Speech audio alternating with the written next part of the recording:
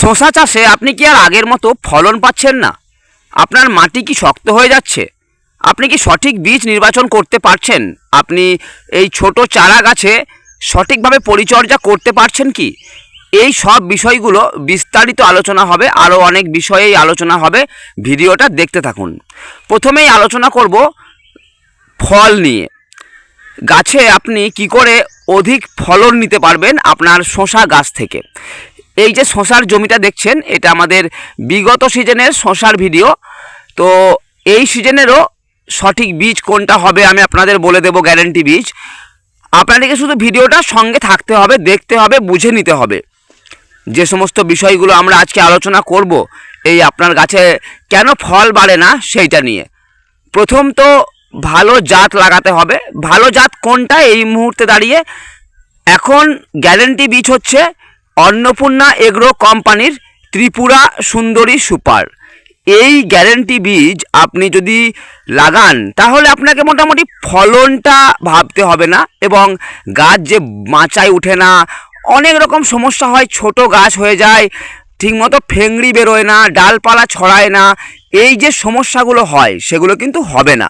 সুতরাং ত্রিপুরা সুন্দরী সুপার আপনি আজই বাড়ি বসে আমাদের স্ক্রিনে দেওয়া কন্ট্যাক্ট নাম্বারে ফোন অথবা হোয়াটসঅ্যাপের মাধ্যমে যোগাযোগ করে হোম ডেলিভারি পেতে পারেন। আমরা পোস্ট অফিসের মাধ্যমে স্পিড পোস্ট করে বীজ আপনার বাড়ি পর্যন্ত পৌঁছাই। বন্ধুরা, ফল আনার জন্য আপনাকে ছোট গাছ থেকেই পরিচর্যা করতে হবে, সেটা আমরা আগে গিয়ে বলছি। কিন্তু যাদের ফল গাছে আছে কিন্তু বাড়ছে না, ওনারা কি করবেন? জমিতে আপনি যদি বোরন দিয়ে থাকেন বা নাই দিয়ে থাকেন, তবুও বোরনটাকে 5 দিন ছাড়া ছাড়া স্প্রে করুন। এবং নাইট্রোজেনযুক্ত কোনো সার, ইউরিয়া গোত্রের কোনো সার জমিতে দেবেন না। সঙ্গে সার কি দেবেন? 0-52-34। এই 0-52-34 মানে হচ্ছে পটাশ আর ফসফেট। এই দুটো কিন্তু এর মধ্যে পর্যাপ্ত পরিমাণে রয়েছে, যেটা কিন্তু ফলকে বেড়ে ওঠার জন্য যথেষ্ট। এবং তাছাড়াও আপনি জিব্রালিক অ্যাসিডের স্প্রে করবেন, এটাতেও কিন্তু কাজ হয়। বন্ধুরা, ফিরে আসি প্রথম অবস্থায়, যে চারা গাছে আপনি কি করবেন। এটাকে আপনি প্রথম পরিচর্যা হিসেবেই গণ্য করতে পারেন। প্রথমত, এই চারা গাছ গজিয়ে ওঠার পরেই যদি বৃষ্টিপাত হয় তাহলে আপনাকে কিন্তু গোড়া পচার বীজগুলোকে গোড়ায় গোড়ায় দিতে হবে। কিভাবে দেবেন বা কি বীজ দেবেন? গোড়া পচার জন্য আপনি Ridomil gold, Tata master, Conta plus এই ধরনের ছত্রাকনাশককে ভ্যালিডামাইসিন নামক অ্যান্টিবায়োটিকের সাথে মিশিয়ে গাছের গোড়ায় গোড়ায় দেবেন। তাহলে কি হবে? রোগ যে আপনার বৃষ্টির জন্য গাছকে ক্ষতি করে দিত গাছের, সেটা কিন্তু আর হবে না। গাছটা আপনার ছোটোবেলাতেই সুস্থ থাকবে। তারপরে যে মেন সমস্যা, দেখুন পাতার ধারগুলো কেমন কামড়ে খেয়েছে মনে হচ্ছে না? তো এই কামড়ে খাওয়া পোকা দু রকমের হয়, একটা উড়ন্ত, একটা লেদা পোকা, মানে মাটিতে থাকে, আর এটা উড়ে চলে।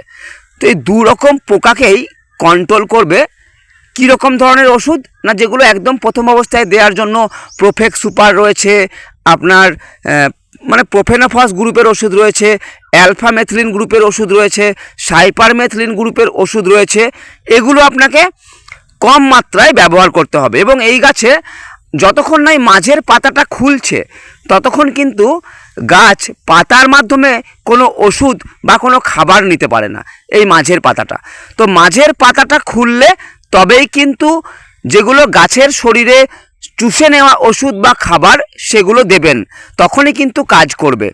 তাছাড়া গাছের গায়ে লেগে থাকা যে সমস্ত ওষুধগুলো রয়েছে এই মতো বেলায় আপনাদেরকে প্রয়োগ করতে হবে। মাটিকে ঝুড়ো ঝুড়ো রাখবেন গাছের গোড়ার আশপাশটা, ছোট গাছের ক্ষেত্রে বিশেষভাবে। মাটিতে যদি অক্সিজেন না যায়, হাওয়া বাতাস না চলাচল করতে পারে, তাহলে কিন্তু শিকড়ের দ্রুত বৃদ্ধি হবে না। এবং শিকড়ের দ্রুত বৃদ্ধি না হলে গাছের পাতা কিন্তু খুলবে না সময়ে। এবং এই গাছের পাতা যদি সময়ে খুলতে না পারে, সেই গাছটা কিন্তু খুব শীঘ্রই রোগাক্রান্ত হতে পারে। এই বিষয়টা আপনাকে মাথায় রাখতেই হবে। এই প্রচণ্ড গরমে পোকামাকড়ের চাপ কিন্তু অনেকটা বেশি হয়। এই সময় লোকে বলে তাপের জন্য গাছ হচ্ছে না। তা কিন্তু নয়। গ্রীষ্মকালীন ফসল হলো শসা, মানে গরমেই এটা হয়। শীতকালীন যে বীজ দেখছেন আপনারা বা চাষ করেন, সেটাকে তৈরি করা হয়েছে অন্যরকম পদ্ধতি অবলম্বন করে, হাইব্রিড প্রণালীতে। আর এই যে গ্রীষ্মকালীন শসাগুলো রয়েছে, বর্ষাকালীন বা ভাদ্র আশ্বিন মাসে লাগানোর জাতগুলো রয়েছে, এগুলো কিন্তু দেশি জাতকেই রিসার্চ করে দিন দিন তাকে উন্নত করা হয়। এই রকম জাত লাগালে আপনি যেমন বাজার দর ভালো পাবেন, তেমনই কিন্তু আপনার গাছটা অনেক দিন পর্যন্ত ফল দেবে। আমাদের ত্রিপুরা সুন্দরী সুপার আপনার বিঘে প্রতি 4 কুইন্টাল থেকে 6 কুইন্টাল ফলন প্রতিদিন দেয়। প্রতিদিন তোলার সময় আপনি 2 কুইন্টাল 3 কুইন্টাল করে বাড়তে বাড়তে 4 কুইন্টাল 5 কুইন্টাল 6 কুইন্টাল পর্যন্ত পৌঁছায়, এবং গাছটা অনেক বেশি দীর্ঘমেয়াদী থাকে। 120 দিনের কাছাকাছি এই গাছের জীবনচক্র। তো বন্ধুরা, এই সময় যে পোকার আক্রমণ আপনাকে আটকাতে হবে, গোড়াতেও কিন্তু লেদা পোকা গাছের গোড়া কেটে দেবে, পাতা কেটে দেবে। সেই জন্য তাই বললাম যে ওষুধ বললাম লেদা পোকার জন্য ওই অ্যালফামেথলিন, সাইপারমেথলিন বা প্রোফেনোফস গ্রুপের ওষুধে কাজ করবে। কিন্তু যেগুলো শোষক গোত্রীয় পোকা, যেমন সাদামাছি, লাল মাকড়, চুলচুলে পোকা বা থ্রিপস, এই ধরনের পোকাকে আটকাতে আপনাকে বেশি তৎপরতা নিতে হবে, গ্রহণ করতে হবে। কারণ হচ্ছে এই সমস্ত পোকা কিন্তু আপনি দেখতে পাবেন না, গাছে থাকবে। লেদা পোকায় গাছ কেটে দিলে, পাতা কেটে দিলে আপনি দেখতে পাবেন যে গোড়াটা কাটা নেই, ঠিক আছে। আর এই শোষক পোকা আপনি কিন্তু দেখতে পাবেন না, তেমনভাবে ওপর থেকে দেখতে পাবেন না, ভালো করে নিরীক্ষণ করলে দেখতে পাবেন। তো শোষক পোকার জন্য আপনি গাছ এক পাতা খুললেই পেগাসাস নামের একটা ওষুধ হয়, বা ট্যাগ ফ্লাই, সব থেকে ভালো ওষুধ হলো ট্যাগ ফ্লাই। এটাকে আপনি স্প্রে করবেন 15 ml, মানে লিটারে 1 ml দিয়ে অল্প অল্প করে গাছে গাছে পাতায় পাতায় অল্প করে দিলেই কিন্তু শোষক গোত্রীয় সব রকম পোকাকে আপনি কন্ট্রোলে রাখতে পারবেন। এরপরে বলি, আমাদের মাঠে তো আমরা সব রকম সার চাপান সবই দিচ্ছি, রাসায়নিকের ক্ষেত্রে বলছি, কিন্তু আমাদের যে ফসল সেটা ঠিক মনের মতো হচ্ছে না। কেন হচ্ছে না বলুন তো? কারণ একটাই, জমিতে জৈব সারের অভাব। জৈব সারের অভাব দেখা দিলে যে শুধু জৈব সারের অভাব তা কিন্তু নয় বন্ধুরা। এই জৈব সারের মধ্যে অনেক রকমের জৈব অ্যাসিড রয়েছে, মাইক্রো ব্যাকটেরিয়া রয়েছে, যেগুলো কিন্তু মাটির মধ্যে পড়ে থাকা যে খাবারগুলো হয় না, ধরুন আপনি জমিতে ডিএপি বছরের পর বছর, সিজনের পর সিজন দিতেই থাকছেন, তার ফলে কি হচ্ছে, সব খাবার তো গাছ খেতে পারছে না। মাটির মধ্যে আরও বিভিন্ন রকম ক্যালসিয়াম, ম্যাগনেসিয়াম, ফসফেট মানে সালফার, এই সমস্ত তো রয়েছে। তাদের সঙ্গে এই ফসফেট একটা বন্ড করে নিচ্ছে এবং জলের সাথে গুলছে না। জলের সাথে না গুললে কিন্তু গাছ সেই খাবারটা পাবে না। সেই যে ফসফেটটা গাছ থাকা সত্ত্বেও পাচ্ছে না, এইটাকে ভাঙার জন্য আপনাকে জমিতে ব্যবহার করতে হবে গোবরের সার। গোবর সার, এই 1 বছরের পচানো গোবর সার আপনাকে বিঘে পিছু কিছু না হলে 2 টলি ব্যবহার করতেই হবে, সমানভাবে ছড়িয়ে দিতে হবে। এবং যে গাছের থানাগুলো করবেন সেখানেও 1-2 খাবল করে কিন্তু দিতে হবে। তাহলে কি হবে, গাছ প্রথম বেলা থেকেই মাটির মধ্যে সেই ফসফেটটাকে পেয়ে যাবে এবং গাছের এই কাণ্ডগুলো মোটা মোটা হবে। যে ছোট গাছের কাণ্ডগুলো মোটা মোটা হচ্ছে না, জানবেন সেই জমিতে ফসল কিন্তু ভালো হবে। ফসফেট বন্ডভাবে অনেক কম আছে, সব মাঠেই ফসফেট বন্ড করে কম বেশি। আপনার মাঠে বেশি হলে আপনি ফসলটা কম পাবেন। সুতরাং এই মাইক্রো ব্যাকটেরিয়া, যেটাকে আমি মাইক্রোরাইজার বলি, এবং গোবর সারের মধ্যেও বর্তমান রয়েছে এই মাইক্রোরাইজার, মাইক্রো সুপার এবং গোবর সার, দুটোকেই আপনারা ব্যবহার করুন। মাইক্রোরাইজার বিঘে প্রতি 4 কিলো আর গোবর সার বিঘে প্রতি 2 ট্রাক্টর। এর ফলে আপনার মাঠে আপনি অনেক রকম রোগের থেকে আপনার গাছকে বাঁচাতে পারবেন, ফসল বেশি পাবেন, মুনাফা বেশি হবে। আপনাকে দিনের শেষে টাকা ঘরে তুলতে হবে, খরচ যা করেছেন তার থেকে বেশি লাভ, যেটাকে বলছি আমরা। তো বন্ধুরা, সেই ভেবে চাষটাকে করুন। এই দেখুন এখানেও পাতাগুলো কেমন খেয়েছে।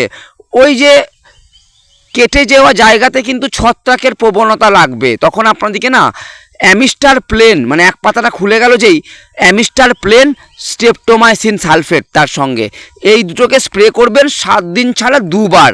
আপনাদের ছোট গাছের আর কোনো ছত্রাকনাশকের প্রয়োজন পড়বে না, এই দুটোকে দিয়ে দেখুন। তারপরে তো আপনারা অ্যাকোডিপ, মেরিভন এগুলোকে দিতেই থাকবেন একের পর এক। আবার ফুল চলে এলে অ্যামিস্টার টপ, তখন আবার অ্যান্টিবায়োটিক দেবেন না। ফুল আসা গাছে, মানে যে গাছে ফুল আসছে বা এসে গেছে সেই গাছে অ্যান্টিবায়োটিক দেবেন না। ছত্রাকনাশকও ভালো ভালো দেবেন, যেমন ধরুন অ্যাক্রোব্যাট দিতে পারেন, এটা সিস্টেমিক নয়, কন্ট্যাক্ট বেশ ভালো। অ্যামিস্টার টপ দিতে পারেন, এটাও ভালো। এই ধরনের ভালো ছত্রাকনাশক দেবেন। কবচ দিতে পারেন, আপনার ডুও দিতে পারেন, এগুলো দেবেন, অ্যান্টিবায়োটিক দেবেন না। ভিটামিনের ক্ষেত্রে মনে রাখবেন, গাছে যেই মাত্র আপনার ডগ ছাড়তে শুরু করেছে তখন আপনাকে দিতে হবে বন্ধুরা নেক্সট, কিংবা স্ট্রেংথ প্লাস, কিংবা ইসাবিয়ন, বুঝতে পারলেন, এইগুলোর মধ্যে যে কোনো একটা।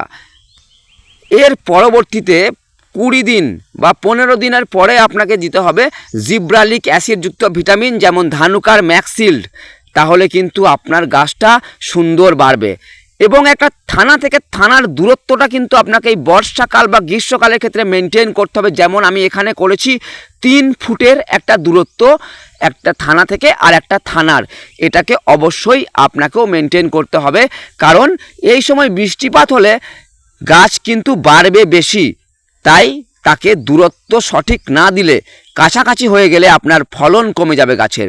বন্ধুরা, আরও যে সমস্ত বিষয়গুলো আপনার জানার প্রয়োজন রয়েছে, আপনি আমাদের স্ক্রিনে দেওয়া হোয়াটসঅ্যাপে মেসেজ করুন, ভয়েস করুন, লিখে পাঠান, আমরা অবশ্যই আপনাকে রিপ্লাই করব।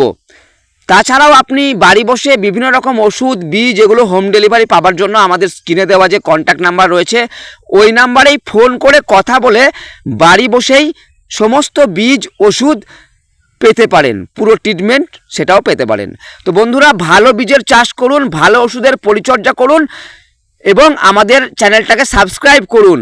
বন্ধুদের সাথে ভিডিওটা শেয়ার করুন, যে চাষ করতে আগ্রহ প্রকাশ করছে বা যে চাষে লোকসান করছে, আপনিও ভিডিওটা দেখে সেভ করে রাখুন। ভালো থেকেন, ধন্যবাদ।